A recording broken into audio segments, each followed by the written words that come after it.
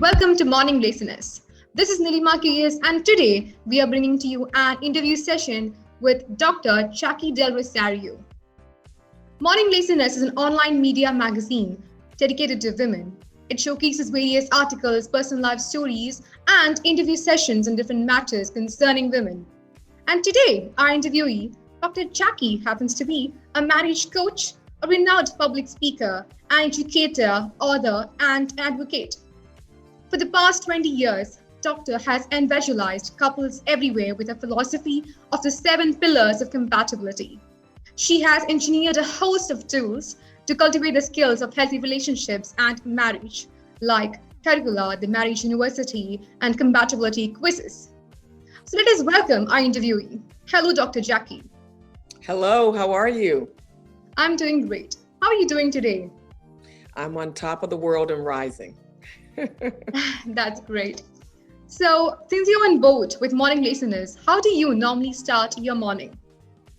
I start my morning with a devotional time period. I find that it's really, really important to start the day clear and also get your marching orders. So I have my devotional time where I just kind of sit, I pray, and I listen so that I can kind of get my center and kind of get my direction for the day. So it really sets my trajectory. Interesting. Do you have a habit of prioritizing and scheduling the events of the day? I do. I think it's really important because if you don't have a plan, then you plan to fail. And so what I do is I want to regiment my day so that I understand what are my transitions and what are the main things that I need to get done. Prioritizing is really important because there's so many things that can get you busy in the day, but they might not be the things that matter the most. So surely I do set priorities. I truly agree with you.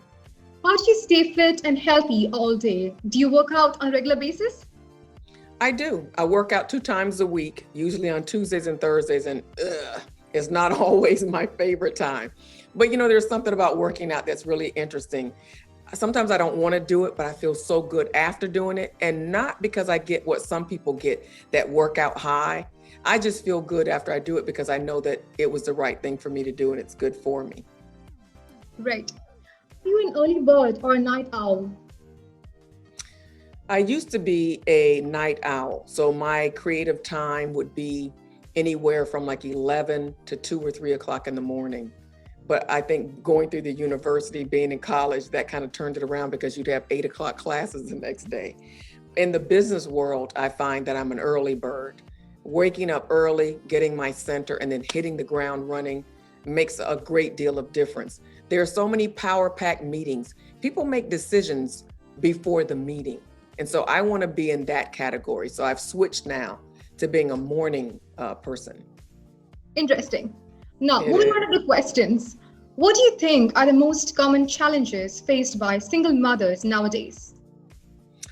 I think it's very difficult for them to do everything that's needed for a child or for their children. They have to be the mother, they have to be the father. They're also, in many cases, being the main provider.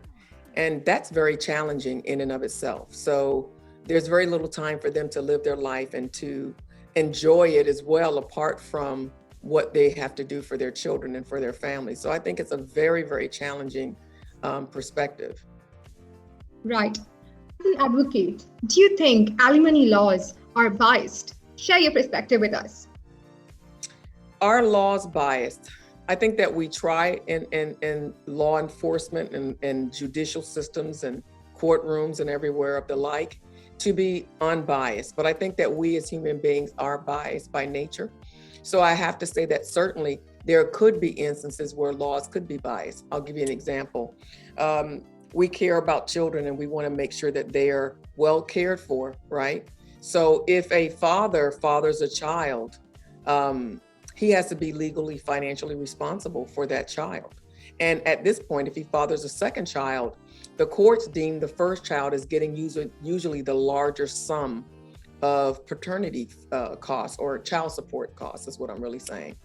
the second and the third might get a lower amount. And the courts really don't care if the father is able to really live and thrive himself. It's all about the children. So I've heard judges say, if you have to live under the bridge somewhere, so be it. But this money is going to go to the child.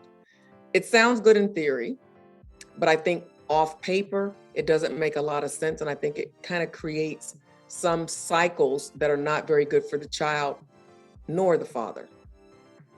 Right. Tell us something about the Marriage University. So the Marriage University has been renamed now to Relationship Keys, and we're getting ready to launch it. It's a really interesting tool that I think is so timely. It's so 21st century, and it's so perfect for the target populations that I appeal to. It is an online video course that you can take. First of all, there's an assessment for you to figure out what aspect of your relationship is in trouble. And then it gives you the quick video lessons that are entertaining, but short, but power-packed, to help you to kind of course correct in that area of your relationship. So I'm glad you're asking, because there's more to that question than just what is it? But I think you have to start with the philosophy that the site is really grounded in. I have a philosophy around compatibility. I believe that compatibility makes up for 80% of what makes us successful in a marriage or relationship. And these are constructed in pillars of our relationship. There are 7 of them. And if you build those pillars strong, you really can have marital success. But if you have one pillar that's weakened, you'll continue to have conflict in that continual area until eventually it begins to erode the relationship, and you begin to have resentments and get bitter and that sort of thing. So this site is all around building that compatibility. Now, the other 20% of that equation of success is about how couples grow together, how they evolve over the arc of their life together so that they don't diverge and then go on separate paths. And so all of that information is on therelationshipkeys.com. A mother is the strongest warrior in the world. Do you believe a rise in single mothers would set a role model for an upcoming generation to handle life better? I don't know that they would be able to become role models to make the life better. I think in some instances they can. It depends on what supportive factors that they have. Some mothers are really, really struggling, and they're succumbing to this insurmountable mountain that they have to cross in order to raise successful and healthy children. And so I think it really depends. If a single mother has the support, if she has the finances, her community around her and the economics to make that equation work in her life for she and her children, of course. But that's not always the case. And my heart really goes out to single moms, because I think that we really don't really fathom the full extent of how difficult it is. I'm a mother of 2. I raised them. I had my husband, and it was difficult. Oh my God, it was so difficult to work, to try to study and improve myself, and then to raise them at the same time. I cannot imagine how difficult it must be for a single mother that's doing all that I did that was so challenging for me alone. So I salute single mothers. They're the champions of the 21st century, and they need to be supported in just more than words, but also in deed. Very true. And thank you for sharing input from your personal life. Why is there a myth still prevailing in a society that single mothers are inferior or weaker without their mate? Well, I think that that's really unfortunate, because, of course, anybody's going to appreciate help, but I don't think that they're necessarily weaker because they're not with a mate. I think that what doesn't kill you makes you stronger. And certainly I believe that single mothers are increasing their bandwidth because they have so much to carry alone, so that they're better. I love the word warrior. I think that they definitely are warriors. Yes, even I do believe that women or single mothers especially are truly warriors. Yes, they are. Are toxic relationships healable? What are the possibilities of their survival? Toxic relationships are dangerous. So let me start by saying that. And if you find yourself in one, you really need to come to terms with when and how can you terminate that toxic relationship. I don't think that there's really any grounds upon which you should continue one unless there's very specific parameters around that. And that would mean that you're giving that person who has demonstrated a sure commitment to working on repairing the areas of the relationship that are toxic. And so I think there needs to be some distance during that period of time where you're allowing time to work on it. But I want to really preface this also by saying that changes are difficult. Change is difficult. And change also takes time. And this is the thing that is the enemy of fixing a toxic relationship. There needs to be distance so that it's almost as if the toxic relationship is caused like a wound.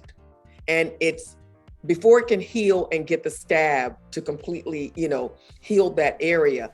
A lot of times there's another infliction. They're afflicted again. And so now that scab is ripped off and you're back to square one. That's what happens repeatedly over and over again in a toxic relationship.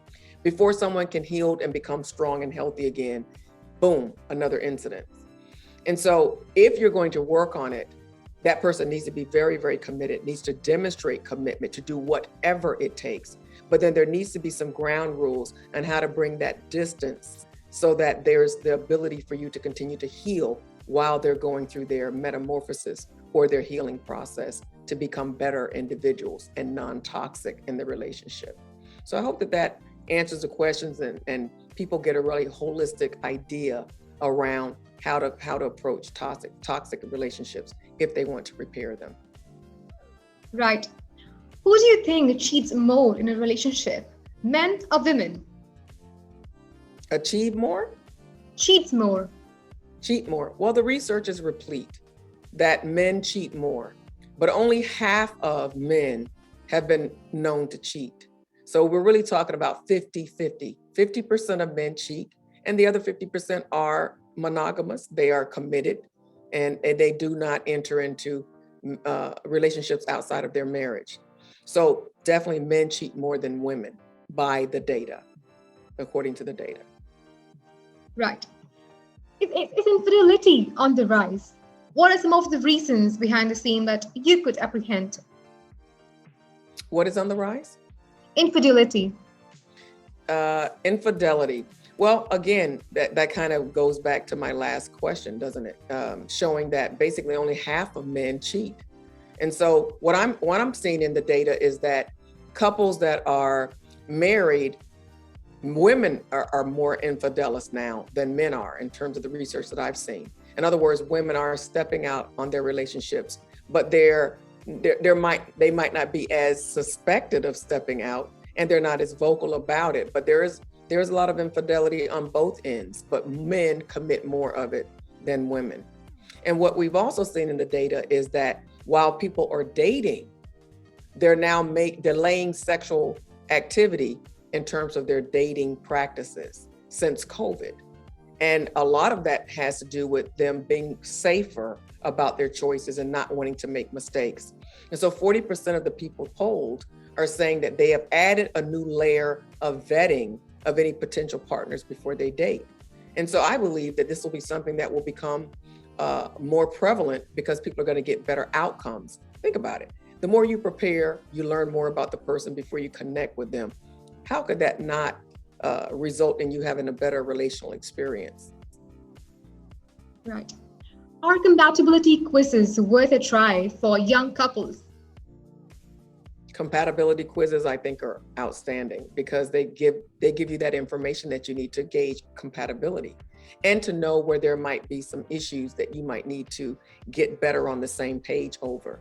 Because when you fail to do that, as you know, there's going to be relational conflict. We can count the number of incidents that are going to come up over and over again regarding that subject matter. So any instrument or tool that's going to help couples to identify where they're not on the same page, and then to figure out the information that's necessary for them to learn to work through those differences, I think is always going to be a plus. Don't you? Right. As becoming America's marriage coach, how would you regard your journey so far? Well, my journey's been a meteoric journey. I have been enamored with relationships since I was a young child. I was always the person that looked and studied them. I wanted to understand what was happening between people. Why were interpersonal relationships strong, or why were they weak? Or how were they weakened? And so that led to people always coming to me and then developing a practice. It led to, of course, my college education and then my experiential journey, really, as someone that is surrounded by positive relationships, someone that's married now for almost 30 years.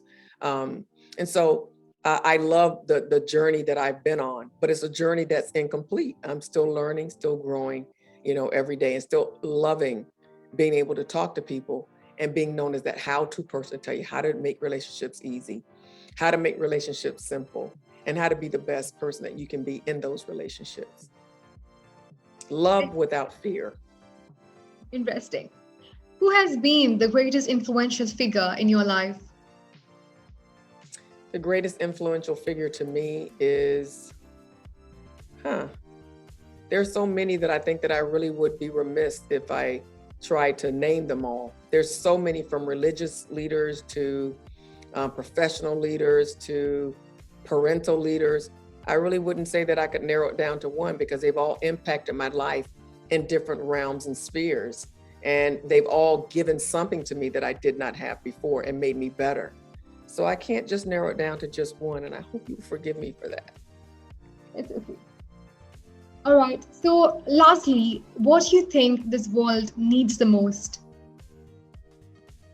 I think the world needs the most right now what the world needs most now is unity. I think we need to come together, but I think you can't have unity without a bond of love and a bond of peace. And so if I were to look around the globe right now, there's so many factions, of people that are doing this or people that believe that.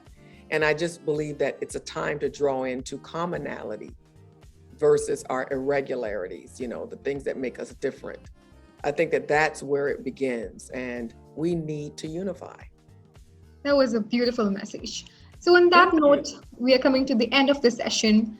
I would like to thank the audience for watching the entire session. And lastly, thank you, Doctor, for being patiently answering all our queries. We appreciate the time you took for the same.